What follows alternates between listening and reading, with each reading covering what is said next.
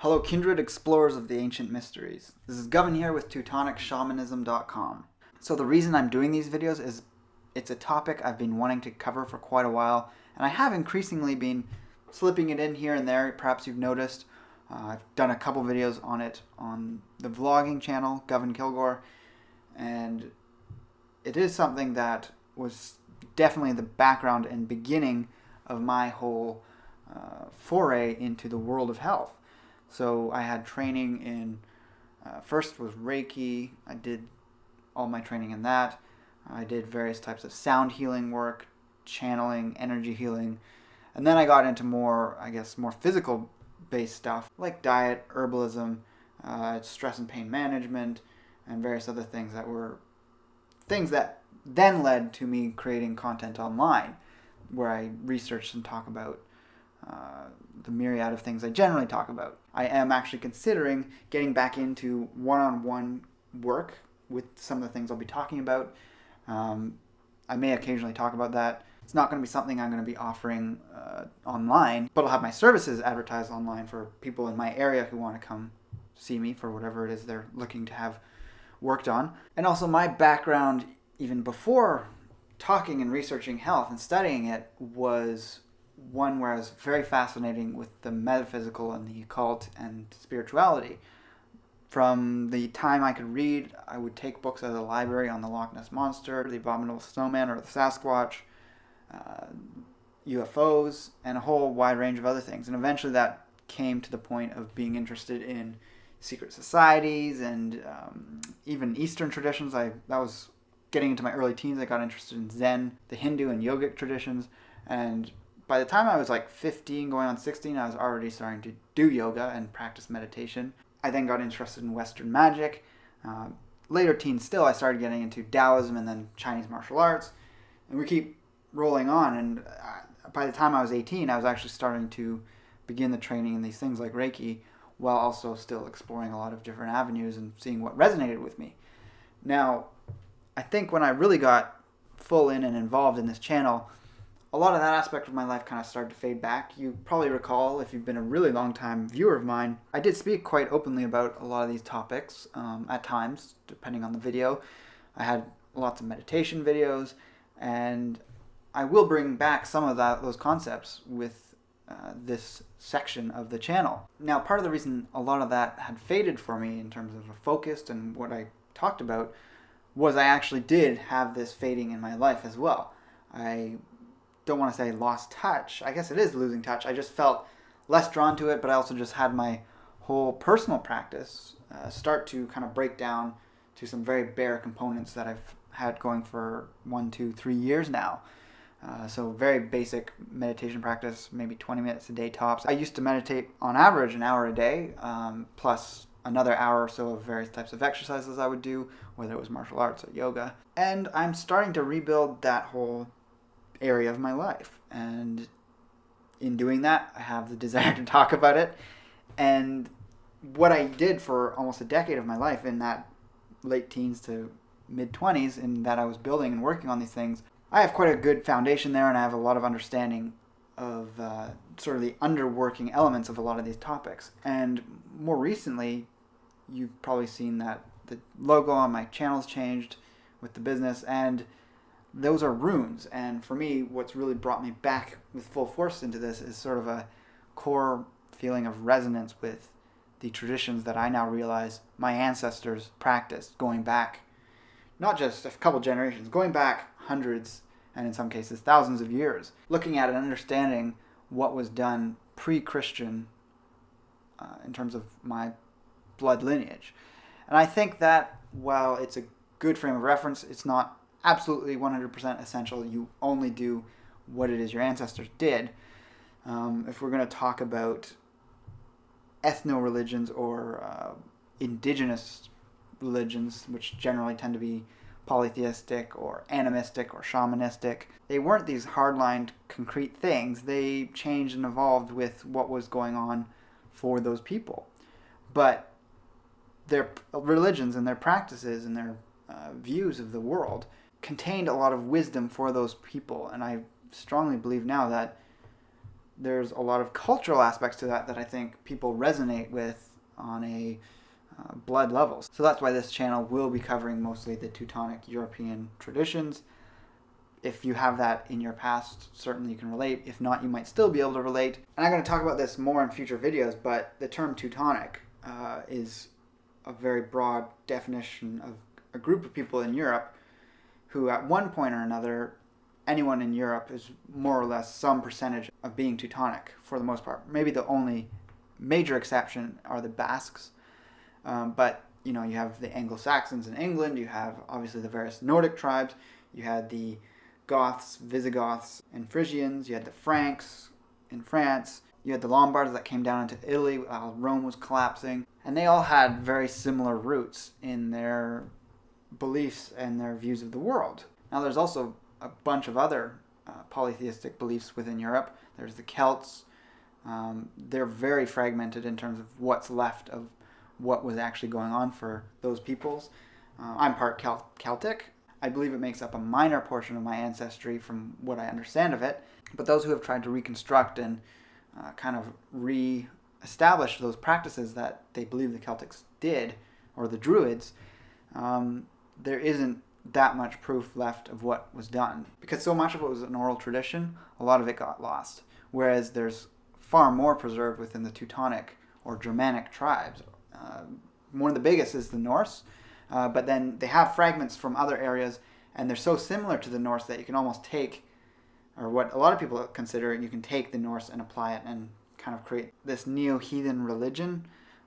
By the way, heathen is a very derisive word, kind of like pagan. It was used by the Romans to describe the barbarians outside of their borders. So personally, I don't totally use the term to identify myself as heathen or pagan. But those are popular words now, so it comes up in searches, so you may occasionally see me using it. But the term Teutonic means the same thing in terms of defining the groups of people it talks about. And all the cultures that have that Germanic language background are considered Teutonic. So I mentioned the Celts, but then you also had a couple different traditions along the Mediterranean, like the Hellenic pagan beliefs, which is what turned into some of the Roman and Greek beliefs. They're very similar in their construction of their pantheons. Then you have the Slavic and Baltic beliefs. And there's very common parallels throughout all of the different systems. So if you're drawn to this, part of this, I think, is learning about what is the majority of your background and identifying with that. Something else that I need to say is that I think a lot of people who are spiritual, who aren't monotheists of some kind, especially within Caucasian people, because of that imposition of the monotheistic culture that is Christianity for the last, depending on what region of Europe you're looking, it could be anything from 1700 years ago all the way up to 400 or 500 years ago as the latest imposition of Christianity, especially in the more northern Nordic countries. You have this phenomenon nowadays of people without that heritage connecting them. And so those of us who have a strong desire to kind of connect with an earth-based belief system and worldview end up over-borrowing from other cultures. So this is where people start to really talk about appropriation or spiritual appropriation, because, you know, we have Whitey going out to the powwow in North America feeling like they're honoring the Native Americans by joining in with them, but there's something kind of weird about that. You know, it's a different thing if you're Métis and you can show that you have the clear lineage that connects you to that tribe. So this can certainly happen with anyone with any kind of cultural background where there's kind of this disconnect that has happened. You end up looking to other sources to kind of find yourself.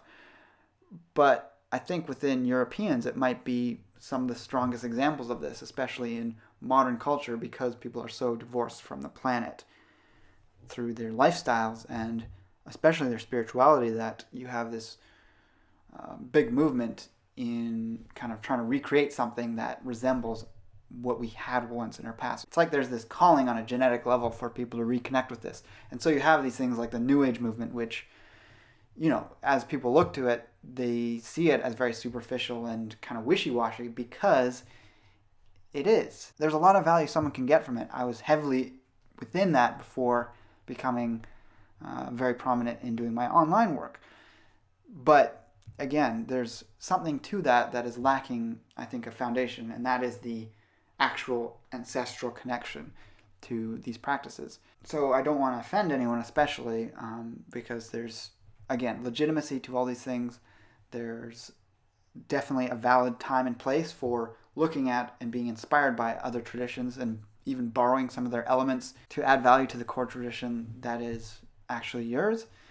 But for me, yeah, this big sort of resurgence of this aspect of my life has been rekindled because I've really acknowledged and understood that there is this tradition that exists that I just didn't know about, and that is currently undergoing a resurrection, which is, you could call it neo-heathenism, but I prefer the term Teutonic practices. There's the term Ancestral, which is a term created in the 70s, basically an Icelandic term for faith in the Aesir. The Aesir are the prime gods within the Nordic tradition, or all Teutonic traditions. So the gods like Odin, Frigg, Thor, Loki, and all the others, they're the embodiment of the Aesir. Now there's a whole wide range of the pantheon that we could get into, which might be topics for future videos. So in my view, part of this whole process, if you view it in a similar way as me, is finding out, again, what is that majority part of your background, and using that as the framework to construct your own personal spirituality. And of course, like other parts of the world, other ethnicities, you have a whole array of different possibilities to look from. You can check out a link below, which is a massive chart. You can actually zoom in with this link.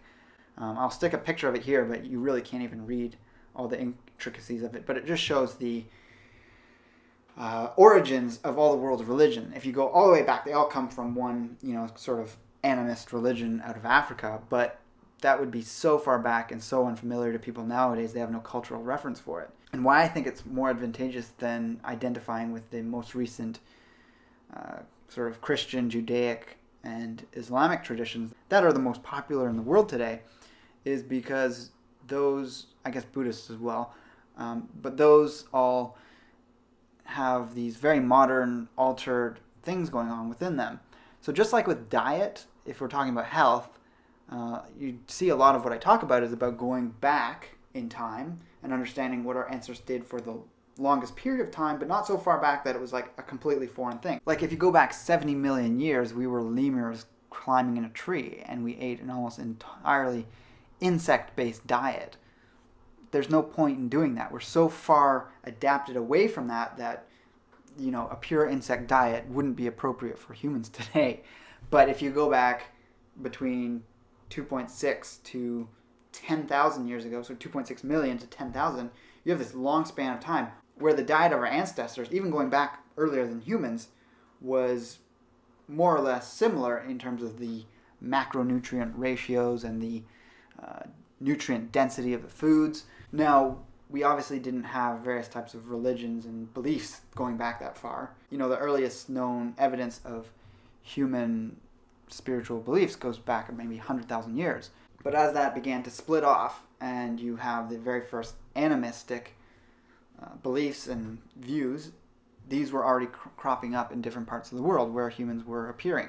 And as it gets a little further along, you start to see them developing into more complex and varied views, and they were often called, after being animistic, they were called shamanistic. So I think that was a very important time for everyone all over the planet in all these different cultures.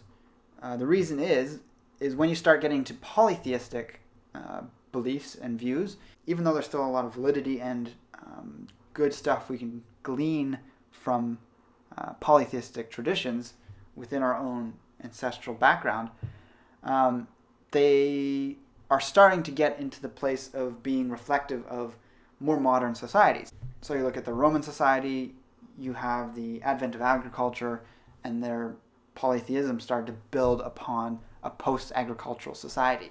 So you have these inflections of imperialism and colonialism, which I think are subtly portrayed through their spiritual and worldview and their beliefs. When you look at the Norse polytheism, At the time that was most prominent, the Nordic peoples still were not 100% agricultural. They were mostly hunters. They had started to raise cattle and things, and you can kind of see that. And I'm not saying you completely ignore this. I mean, if you're totally drawn to a very modern religion, go for it. But I think when we go back to that period of hunter-gatherers, before there was a lot of agriculture that was becoming the mainstay of people's lives, their spiritual beliefs were very connected to the earth, and we can recreate some of that for ourselves, I think, for a healthier view that gets us more in touch with the planet, just in the way that eating a more natural diet does as well. So what I think it kind of becomes is like a way of tapping into our genetic history. A lot of people will look at a chart like this one and say, oh, well, all these religions all over the planet developed, and if you go back, there's so many changes that there is no one world religion, so I'm going to be an atheist or an agnostic. And that's totally fine if that's what you wish to do. But I don't think acknowledging the changes in different cultural views of spirituality needs to indicate that. To me, all these ancestral mythologies and known practices that we can kind of dig up, like I said, are almost like keys into our own history and our own inner world understanding that I think we can get a lot of value from. Now, if you're like me and you're largely Teutonic, perhaps, you might realize, if you look into this to an extent, so just as an aside, say you're Indian, or mostly Indian, if you look into those traditional beliefs, it's been one unbroken lineage since, going before written history in that culture. So the modern religions of India look quite different from, say, Christianity, which came in and decimated all these indigenous beliefs within Europe and other parts of the world. And so it's very fragmented. So in reconstructing a lot of these ideas, there's room, I think, which is totally fine, to borrow and compare to other traditions that have similar roots. So I want to give a shout out to someone who actually I first heard the term Teutonic shamanism from. He's got a YouTube channel, he has a podcast, he has various websites, but I'll just link to his YouTube channel below the image there, the link to the religion origin image. And he's thethunderwizard.com. That's his YouTube channel name. And he talks a lot in comparing the Vedic traditions to European traditions, because you go far enough back and they were the same origin, the Indo-European peoples, before they split off and went down into Aryan or Iran of the time, and then down into India and other parts of that part of the world. And then obviously the Europeans went up into Europe, up through the Caucasus, into Eastern Europe, then westward. And that happened in different waves, and it was happening before the last ice age. So there's a lot that is there in terms of what I'll be talking about in the future. But you can expect some comparisons to other things. And I have my own background in various things, even though they are of other cultures. Some of that might crop up, so I kind of want to warn those who are very strictly, I guess, Reconstructionists. There are people out there that think, you don't touch the beliefs or the practices of other cultures. You only stick absolutely with what is in your own lineage.